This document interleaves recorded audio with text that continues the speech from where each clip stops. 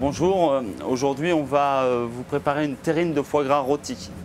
Donc pour ça, il nous faut donc du foie gras. On fait des escalopes d'environ un petit centimètre. Et là on va simplement l'assaisonner.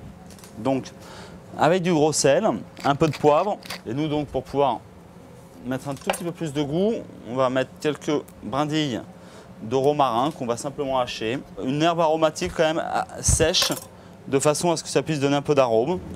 Alors là, on le prend, on va simplement tester. On entend le foie gras qui commence à crépiter, donc la poêle est assez chaude. Et là, on va simplement retourner donc nos escalopes. Et la cuisson est pratiquement terminée.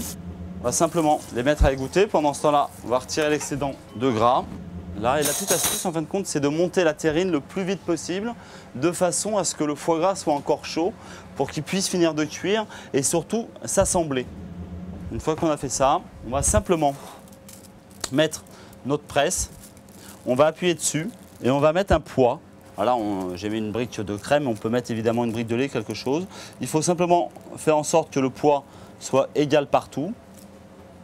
Et là, on met au frigo entre 18 et 24 heures. On a donc notre terrine terminée, mais on voit vraiment donc les nervures de foie gras. Donc là, nous, on a simplement fait une petite marmelade de pois.